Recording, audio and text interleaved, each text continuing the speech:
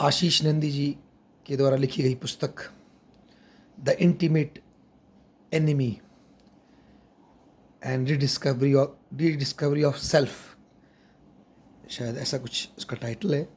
1982 की किताब है, पहला वर्जन। ये एक बहुत ही ज़बरदस्त किताब है भारत के संदर्भ में, बल्कि साउथ एशिया के संदर्भ में। और ये कॉलोनियलिज्म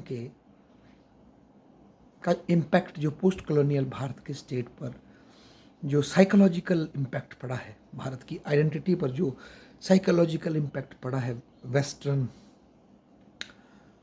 ब्रिटिश कॉलोनियलिज्म का, उससे डील करता है एज़ कंपेयर टू उसके इकोनॉमिक, उसके पॉलिटिकल इम्पैक्ट की तुलना में उसके साइकोलॉजिकल इम्पैक्ट पर ज़्यादा डील करता है आशीष नंदी। आशीष नंदी कहते हैं कि मैं जो वर्तमान में जो हमारे ज्ञान की परंपरा है, इसमें हम नया ज्ञान उसको मानते हैं जो कि किसी चल रही धारा में कोई डिसकंटिन्यूटी पेश कर दे। ये देखिए जी, ये एंशिएंट इंडिया था, यहाँ से मिडिवल इंडिया आ गया जी, इस पीरियड से कुछ अलग ही शुरू हो गया, फ्यूडलिज्म शुरू हो गया, ये है जी मिडिवल इंडिया, नई दुनिया। हालांकि वो मिडिवल शब्द को बड़ा गंदा मानते हैं आशीष नंदी।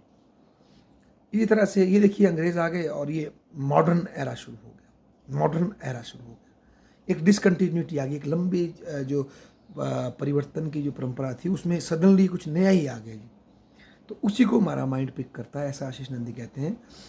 फॉर एग्जांपल, जैसे कि कोई भी हम मतलब जो एक प्रक्रिया चल रही है, उसमें कुछ उसके अपोजिट कुछ आ जाए, उसमें कुछ ठहराव आ जाए, कुछ उससे अलग हो जाए, तब हम बोलते हैं कुछ नया डिस्कवर किया।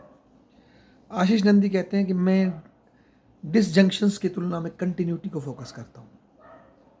ऐसा कभी नहीं होता कि आप अपने इमीडिएट पास्ट से और आपके बीच में खाई खड़ी हो जाएगी और कुछ नया फिनोमिना क्रिएट हो जाएगा। जो खाई खड़ी हो रही है वो पुराने ही फिनोमिना का रिजल्ट है, कल्मिनेशन है, ऐसा मतलब आशीष नंदी कहते हैं। तो वो ये बोलते हैं कि जब भारत आज़ाद हुआ, उसके बाद जो पोस्ट कॉलोनियल स्टेट भारत का आया, वो अलग नहीं था। चमड़ियाँ बदल गई लोगों की, पर उनका नेचर ऑफ गवर्नेंस, उनका सिटीजन और स्टेट का रिलेशनशिप, उनके गवर्निंग नॉर्म्स, इंस्टीट्यूशंस वही थे जो अंग्रेजों ने उनको गिफ्ट किए थे, और वो उसी तरीके से खुद को चलाने लगे। कि बड़ी दुख की बात है कि एक लोग जो जिनसे उन्होंने लड़ाई की, वो उन्हीं की कॉपी बन गए। तो आशीष नंदी कहते हैं कि you can make anybody your friends, बना दो उसको दोस्त, मत सोचो ज़्यादा, पर be careful whom you define as your enemy, कि जिसको आप अपना दुश्मन मानोगे वो बड़ा सोच समझ के करो, क्योंकि जिसको आपने अपना दुश्मन माना, सूनर और लेटर वो ही आपको डिफाइन करेगा, ऐसा आशीष नंदी कहते हैं। क्योंकि फिर उसके कॉन्टेक्स्ट में ही आप अपने को कि मैं ये नहीं हूँ, मैं उसका ये नहीं हूँ, आप वह उसकी ही एक अलग कॉपी बनना शुरू हो जाओगे। ऐसा ही भारत के संदर्भ में हुआ। जितना भारत ने कॉलोनियलिज्म को रेजिस्ट किया, भारतीयों ने धीरे धीरे कॉलोनियलिज्म के ही उसी एथिक्स को, आशीष नंदी कहते हैं, आत्मसात कर लिया। और उसको आत्मसात करने के बाद अब नंदी का भय ये है कि आज भारत भी जो 19वीं शताब्दी में जो नेशनलिज्म का जो कॉन्सेप्ट यूरोप में आया था, उस प्रोजेक्ट को पूरा करने पर रेस लगा रहा है भारत और चाइना। दो ऐसे देश हैं जो कि बड़ी संभावना है कि वो सक्सेस हो जाएंगे इस काम में और एक बहुत ही स्ट्रांग नेशन को बिल्ड करेंगे। और नंदी नहीं चाहता कि भारत नेशनलिज्म बिल्ड करे, क्योंकि नेशनलिज्म उसका मानना है एक्सक्लूसिव होगा, कि हम पाकिस्तानी नहीं हैं, हम इंडियन हैं पहले।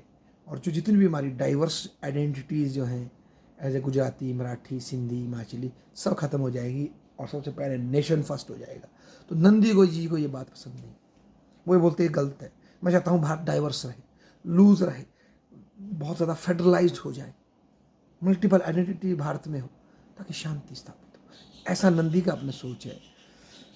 तो वो ये मानते हैं कि जब भारत में वो लोग आए, बुरे लोग वेस्ट से आए, उनके नॉलेज सिस्टम ही बड़ा अजीब था कि उनके लिए मेल और फीमेल दोनों अलग है, अपोजिट है, और मेल सुपीरियर है, फीमेल, जो कि भारत के कॉन्टेक्स्ट में एंड्रोजेनी महत्वपूर्ण थी, ज़्यादा रिस्पेक्ट थी उसकी, कि मर्द और औरत में कोई फ़र्क नहीं, दोनों में समान गुण पाए जाते हैं।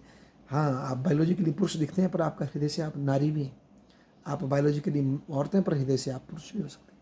और हमारे आइडियल अर्धनारीश्वर, शिव शंकर महाराज, आधे वो पुरुष आदि वो औरत। तो हम एंड्रोजीनियस को ज़्यादा रिस्पेक्ट देते थे कि ये दोनों गुण हैं इसमें, मेल और फीमेल, और दोनों जुड़े हैं आपस में। ये हमारी सोच थी। पर जब वेस्ट से लोग यहाँ आए, उन्होंने ये रैशनैलिटी के नाम पर रियलिटी को दो अलग सेपरेट टुकड़ों में तोड़ने वाली जो सोच है कि या तो आप फेमिनिस्ट फोकस करो या आप मैस्कुलिनिटी को फोकस करो, ये वाली सोच है। या तो आप मॉडर्न हो जाओ या आप बिल्कुल सड़े हुए ट्रेडिशनल हो जाओ, या तो आप प्रोग्रेसिव हो जाओ या बिल्कुल रिग्रेसिव हो जाओ।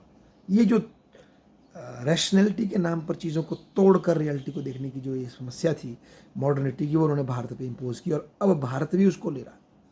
और कहीं ना कहीं क्योंकि हमारी जो ह्यूमिलेशन उनके हाथ से हुई, तो हमारे जो देश में जो राष्ट्रीयता की फीलिंग वो ये है कि जब तक हम अपने फॉर्मल कॉलोनियल्स पावर से भी महान संगठित राष्ट्र नहीं बन जाते, तब तक उनको हम छोड़ेंगे नहीं, उस लक्ष्य को छोड़ेंगे नहीं।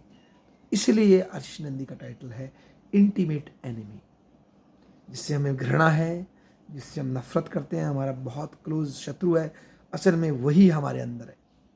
इसके लिए वो शब्द यूज़ करते हैं, एक एनालॉजी देते हैं, जैसे कि किसी बंदे को अपना अंदर का भूत करना हो बाहर, तो अपने आप से ही लड़ना पड़ेगा आपको, क्योंकि आपने इतना आत्मसात किया है कि आपकी लड़ाई अपने आप से ही है, इतनी भयंकर आपकी लड़ाई।